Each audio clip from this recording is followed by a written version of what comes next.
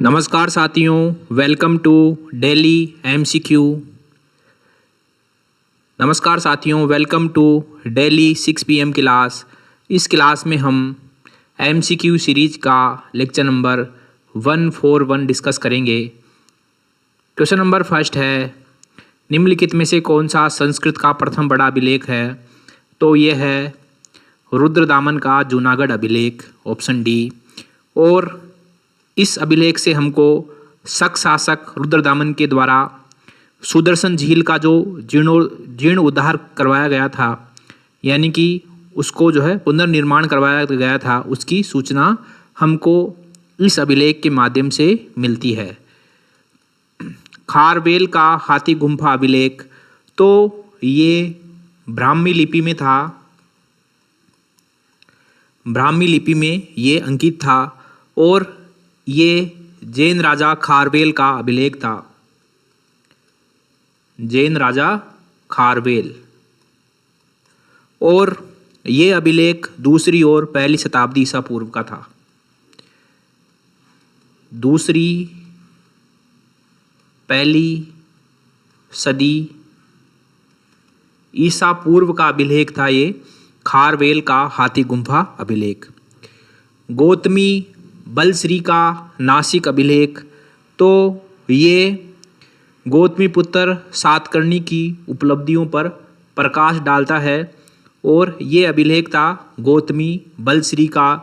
और गौतमी बलश्री गौतमी पुत्र सातकर्णी की माताजी थी, मदर थी। ओके, तो इसके बारे में देख लेते हैं। गौतमी बलश्री का नासिक अभिलेख, ये गौतमी पुत्र सातकर्णी की उपलब्धियों का वर्णन करता है। और उसके साथ जो गौतमी बलश्री थी वे गौतमी पुत्र सातकर्णी की माताजी थी।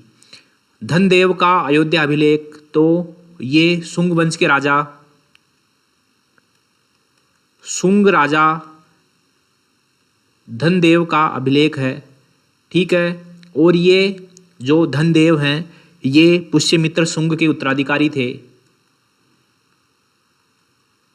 पुष्यमित्र शुंग के उत्तराधिकारी थे धनदेव। और इस अयोध्या अभिलेख से हमको जानकारी मिलती है कि पुष्यमित्र शुंग ने 2 अश्वमेध यज्ञ करवाए थे। पुष्यमित्र शुंग ने 2 अश्वमेध यज्ञ करवाए थे। ओके, तो इसमें डी ऑप्शन आंसर हो जाएगा। क्वेश्चन नंबर 2 है, पतंजलि के संदर्भ में निम्नलिखित में से कौन सा कथन सत्य है? पहला है, पतंजलि का महाभाष्य पाणिनि की अष्टाध्यायी पर टीका है, एकदम सही है। जो पाणिनि की अष्टाध्यायी थी उसी पर टीका है पतंजलि का महाभाष्य। दूसरा है, पतंजलि ने ऐसे लोगों को शिष्ट कहा है जो बिना प्रयास के ही संस्कृत बोल लेते हैं, एकदम सही स्टेटमेंट है। और तीसरा है, पुष्यमित्र शुंग के एक अश्वमेध यज्ञ में स्वयं पतंजलि मुख्य पुरोहित थे। ओके, सही है। पुष्यमित्र शुंग ने 2 अश्वमेध यज्ञ करवाए थे जिसमें से एक में पुरोहित थे पतंजलि, तो इसमें डी ऑप्शन सही हो जाएगा।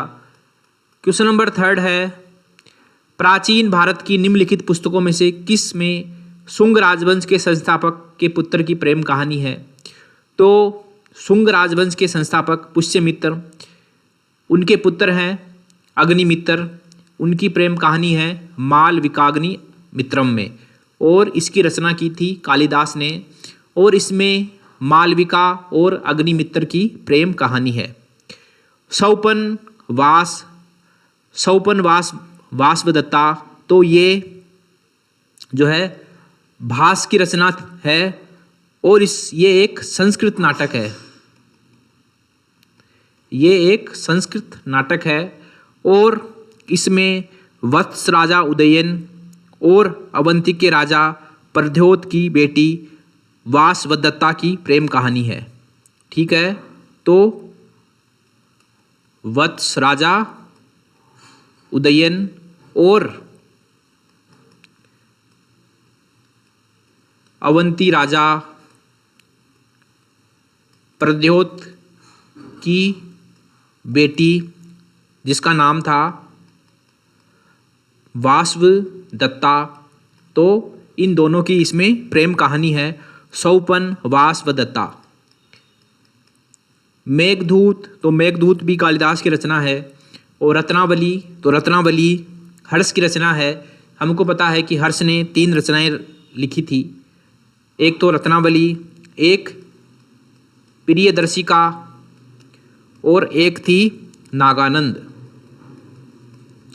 चलते हैं अगले क्वेश्चन पर। क्वेश्चन नंबर 4 है, बहमनी राज्य के संदर्भ में निम्नलिखित कथनों पर विचार कीजिए। पहला है, बहमनी राज्य की स्थापना फिरोज शाह तुगलक के शासनकाल में हुई, जो कि गलत स्टेटमेंट है। बहमनी राज्य की स्थापना हुई 1347 में, ओके। और उस समय जो है मोहम्मद बिन तुगलक का शासनकाल था, मोहम्मद बिन तुगलक। और मोहम्मद बिन तुगलक का शासनकाल 1325 से 1351 के मध्य था।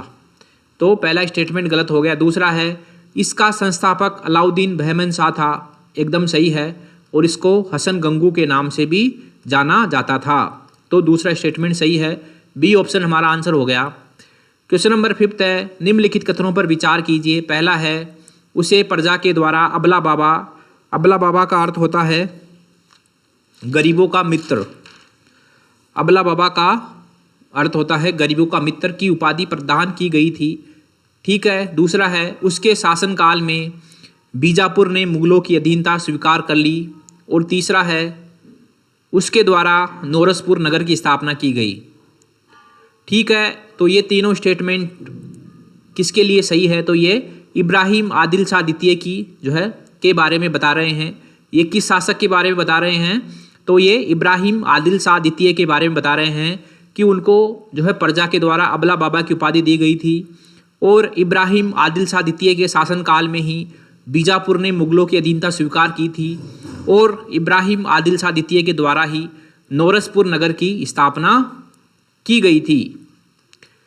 क्वेश्चन नंबर 6 है, राक्षस तांगड़ी का युद्ध या फिर तालीकोटा का युद्ध जो कि 1565 में हुआ था, किन दो प्रांतों के राज्यों के मध्य लड़ा गया था?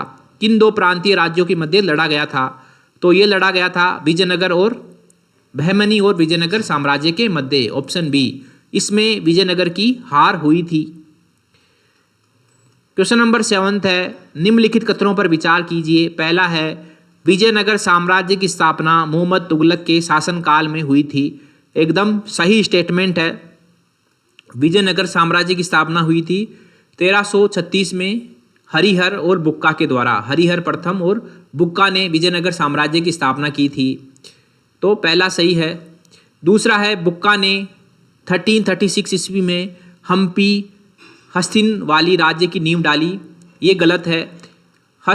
हम्पी हस्तिनवाली की नींव डाली थी हरिहर प्रथम ने, हरिहर प्रथम ने, तो ये दूसरा गलत है।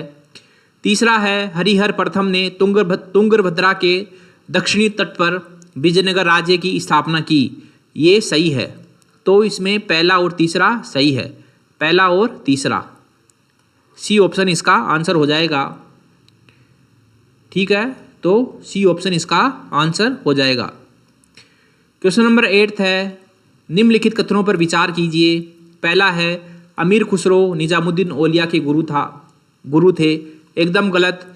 निजामुद्दीन औलिया अमीर खुसरो के गुरु थे। दूसरा है, फवाद उल फुवाद निजामुद्दीन औलिया के वार्तालापों का संग्रह है, एकदम सही। और फवाद उल फुवाद का संग्रह किया किसने किया?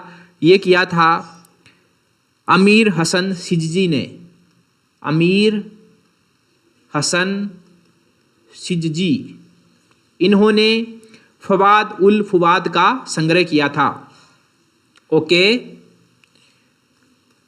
ओके। तो दूसरा सही है, तो इसमें बी आंसर हो जाएगा। क्वेश्चन नंबर 9 है, खानकाह निम्नलिखित में से किसे संदर्भित करता है? तो खानकाह सूफी संतों का निवास स्थान होता था, ऑप्शन डी, सूफी संतों का निवास स्थान खानकाह कहलाता था। क्वेश्चन नंबर 10 है, वतन जागीर के संदर्भ में निम्नलिखित कथनों पर विचार कीजिए। पहला है, जो जागीर राजपूत शासकों को उनके अपने क्षेत्र में प्रदान की जाती थी वतन जागीर कहलाती थी, एकदम सही। और वतन जागीर देने की शुरुआत की थी अकबर ने, ये अकबर की राजपूत नीति का भाग हुआ करती थी, तो पहला सही है। दूसरा है, ये वंशानुगत होती थी, ये भी सही है। तो इसमें सी आंसर हो जाएगा, सी ऑप्शन हमारा आंसर हो जाएगा। ओके साथियों, तो इसी के साथ MCQ सीरीज का लेक्चर नंबर 141 समाप्त होता है। मिलते हैं अगले लेक्चर में, तब तक के लिए थैंक यू वेरी मच।